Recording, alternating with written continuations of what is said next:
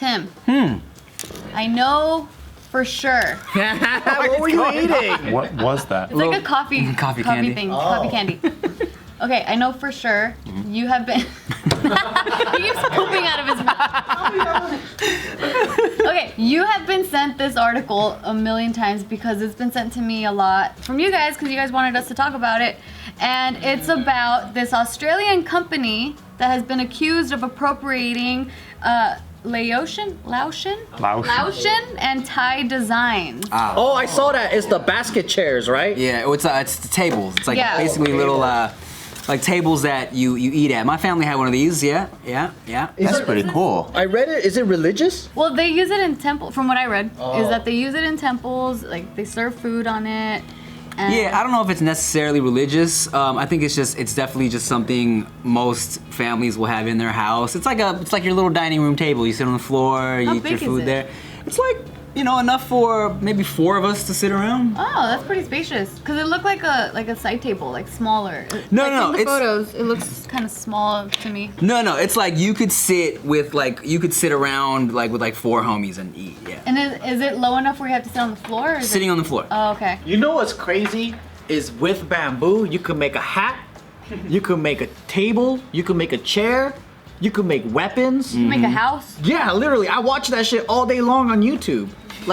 And you could eat bamboo, you could take the roots out of that shit, everything. You could grow it? Dude, if anybody ever appropriates white trash culture and eats off of a microwave box, I'm gonna be fucking pissed. Microwave box? Yeah, you get the box you get the microwave in? It can be like a little coffee table. Yeah. True. You use cardboard box. On top. You eat it on top. You get a Hungry Man dinner? Yeah, you can eat a TV dinner on top of it. Yep. True. You just can't spill any drinks on it. No. That'll fuck the whole table up, dude. Yeah. Come on. Yeah, a lot of people tagged me in this. I was kind of going both ways on it. I understand. What do you mean both ways? Well, because look, I definitely understand why people are mad because this company, stole something that was like traditionally from a specific culture, right? Like Thai, Lao culture, and they didn't give any credit. They were calling it the Malibu table or some shit like that. They weren't informing anyone of where it came from or whatever, right? That's one of the main reasons why people were really pissed. Also, the fact that they're selling it for $400 or $300 something. Right. And then when traditionally, or a regular one is $30 to $100. So a lady in Thailand weaved it and then sold it for $2, and then that company is basically selling it for $400. No, so they're claiming that they're getting their tables produced in Indonesia, and they are handmade in Indonesia. So they did admit to that, but still the other thing that's really, really controversial about this that people are very upset about is the fact that once they got called out for it, they started deleting and blocking people, deleting comments, and a lot of people found that to be adding fuel to the fire in disrespect because they're why are you silencing our voices? They're not engaging in a solution. Oh, so they didn't respond in a way that seemed like they gave a fuck. Right. Well, they did give an apology, and people are calling it an empty apology. This is what they said.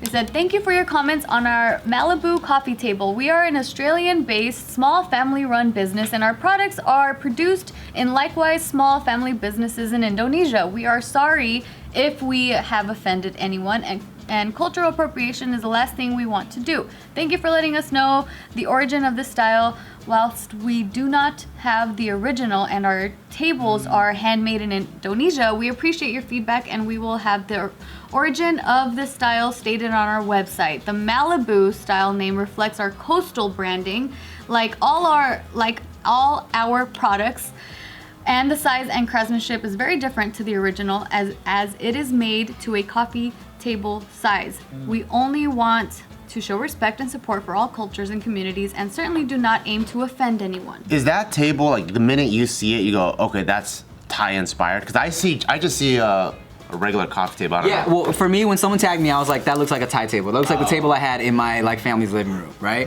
So I understand that part of the outrage, but at the same time, another part of me was kind of like, if bougie white people want to pay $300 from other bougie white people for what they thought was just a random table, then then like, and we all know where to get the real shit from. Then I was They don't like, know the history, Tim. right? Because Are you even serious right now? Aren't they paying to not know the history? well, you know, because that's the thing, right? It's like if they want to pay.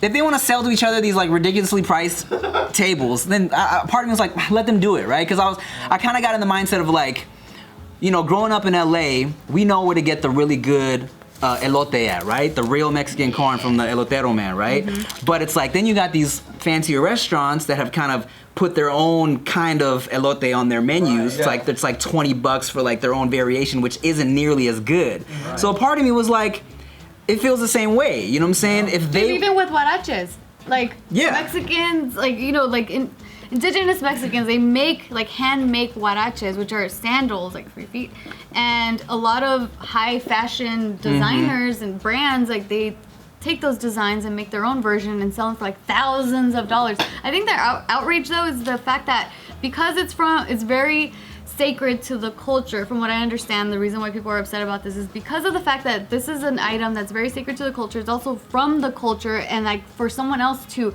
take that design, steal it, make it their own, and then pay charge up the ass for it is just kind of like, what the fuck? Like you're just blatantly. I kind of get it because so Quicksilver, their design is inspired by a Japanese family crest, right? Or like, so it's a little bit adjusted, but then.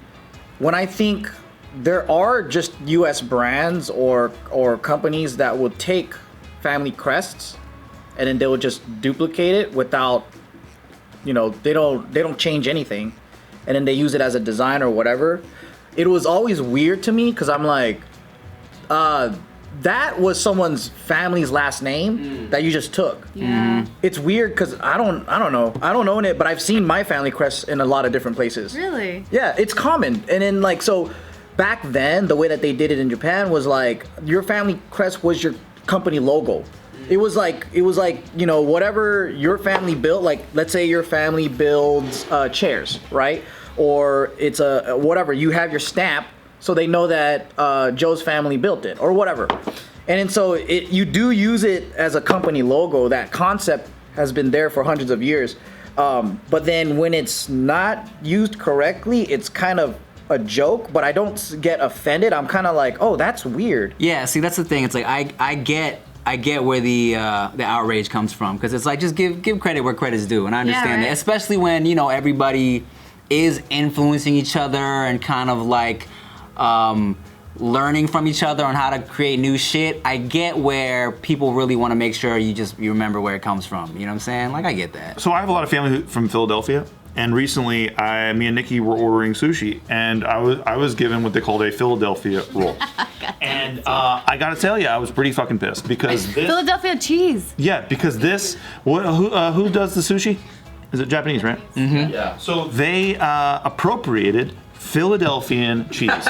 And yeah, was I fucking livid? Is it appropriation when they're using the same product in it? Excuse me? Is it appropriation? They call it the Philadelphia roll. They're using Philadelphia cheese. Didn't they make the table out of the same stuff, Tiff? I don't know, did they? I don't know, did they? I don't know, did they? I don't know, did they? Was it the same people making it? I don't know. I want to ask my parents. I'm like, Dad, do you care about this? I'm gonna see what my dad says. Yeah, let us know. Yeah, it's weird because it's not all one people, right? Like, for example, so in Japan, like, they don't really have this concept of cultural appropriation, but I know that white people are hypersensitive about putting on the kimono or like doing things because of what people back at home might say. But like out in Japan, everyone likes when a black, white, whoever comes over and puts on the clothes. They almost want you to. Yeah, like, you want to do this thing and walk around? Yeah, you want to walk around? Wear the fucking hat. Be a ninja. Pretend you're a fucking ninja. Do all I that wore shit. it proudly in a JK Party video where I played the role of Tom Cruise from The Last Samurai. And because I couldn't have been able to portray Tom Cruise in The Last Samurai if I didn't have the kimono on. That's you making a statement, bro. You know what I'm saying, bro? But that's true. It did feel really odd. Like when we went to Japan, we wore the kimono. I was like, oh, I don't want people to get offended by me trying to like show appreciation of the culture. Same with in Korea. We wore The hanbok or whatever. Hanbok, Yeah. hanbok. I was like, oh no, I blinked on the name. Yes, the hanbok. same thing. But it was like the people, like the tourism board of South Korea, Like, put this shit on. literally took us to go put it on. It's like where do you draw the line Yeah. of like appreciation and appropriation? Like I think it's sometimes it's difficult to know what is the right thing to do. Yeah, I think it's a matter of perspective. Because it's like yeah, countries like Japan and Korea, like we're bringing up as examples. It's like over there, they don't see appropriation like that. And then like over here in the States, it's like you have like melting pots like LA, where we all feel like this sensitivity towards appropriation. But if you go to like bumfuck Kansas, then it's like, you know, then but we deem them racist for thinking that it's okay to do these kinds of appropriation stuff, and they're not like. So I always feel like That's true. the melting pot concept is kind of self-sabotaging, in that it feeds us this like appropriation thing. Cause like, okay, when I was at Salt Lake City, right, and then like they're kind of like late to the game when it comes Right. to multiculturalism, and I was in Salt Lake City, and I saw this Chinese restaurant, and it was literally a Chinese dude with slanted eyes and a rice fucking hat, like this, as a logo with fucking chopsticks, and it was like chow something. Yeah. And I'm like, oh shit, are you fucking shitting me, bro? Like, what the fuck? Right. It was mind blowing. you found offense to that. I was shocked. I didn't think that shit still existed. And obviously, it's Asians working the restaurant, right? They're just playing into the role of what they think white people would like. But then at the same time, I'm just kind of confused because I'm like, they need to make a living. They're just kind of playing this thing. Right, they're marketing. Yeah, but then it's like, where do you draw the line? Like, I ain't gonna step in and tell these guys. It wasn't a restaurant full of white people. It was Chinese people, right? It was just branded hella like racist. I saw this. Maybe you're thinking about the one that I saw, which was like Ching Chong something. It was like that, and they were actually Asian-owned restaurant, and they were like, guys, like we're like we can't be racist against ourselves. But people even took that and they were like, no, like why are you perpetuating more of this? So then there's also anger there. Yeah, like I think the anger comes from, like, yeah, they say we can't be racist to ourselves, but then it's like when you make not Asian people think it's okay to say it, then it's like a problem, right? Like if they're like, oh, nah, it's fine, I'm eating that ching chongs, and it's like, hey, bro, I it's think it was not like cool. Chinks or something. I don't remember, but Oh, yeah. I something think like that's the that. issue, and I think, and so I get it, you know, where it's like let's say someone took my mom's recipe for these little curry puffs she does. She sells them for like $2-3 each, which is like such a good deal. Someone took the recipe and was a bigger company took it, was selling them for like $20. Yeah. And I get where I would be like, hey, what the fuck, bro? This is my mom's recipe, right. Yeah. and you guys are calling them, you know, Tiffany de Real's curry puffs without giving No. credit. But would you feel okay with if that major company paid your mom and she's the one supplying the curry puffs? Would that be okay? Like where is it? Because I'm trying to understand, like with this black salt company scandal here, a lot of people are upset that they're being silenced. But when I was trying to look into like, okay, what actions do they want? It seems to me as if they just want them to completely stop selling this table altogether. Where I'm like, okay, I could understand that, but then if they were going to sell this table to begin with, would it be okay if they were sourcing it from Laos or Thailand, Right. and then making their profit? Because that seems to be like merchant. Or maybe they got to get a Thai CEO or some shit. Yeah. Get a Thai CEO, so now it's a Thai company, and now it's okay, I guess. And if you want to buy it, you better pass a DNA test. That's what I think. And because I think that's important, that you're not buying it to make fun of them. You're buying it because you want to use this table. Yeah, so then I did read that a lot of people are saying, at least for the consumers, that they were like, listen, like don't buy from this company, just go and buy it from the source, and then that's okay. But does the source have free shipping? No, probably not. Yeah.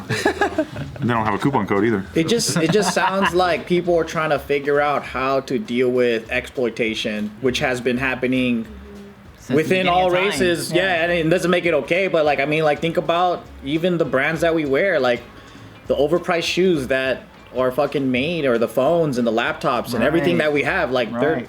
they're made extremely cheap. I love that we're asking these questions, but I wish we were asking questions about supply chain. Like honestly, who's making this shit? Yep. Where in China are they making it? What kind of slave is making it? Yep. Like that all is swept under a rug that is a corporate rug, by the way, that is fed into by our own media. And so you know, it's a cynical thing to see. And a really nice Indian corporate rug too. I know, right? It's just ironic because I see Nike talk about all kinds of shit, and then we find out about the Chinese Muslims who are literally making their shit. So, and they're forced to, and they go on trains, and they get killed. So Free labor. it's a big fucking scam, that the supply chain stuff. But then everyone, you know, corporate driven is pissed at the top of the foam. Like they're not looking at the iceberg in the water.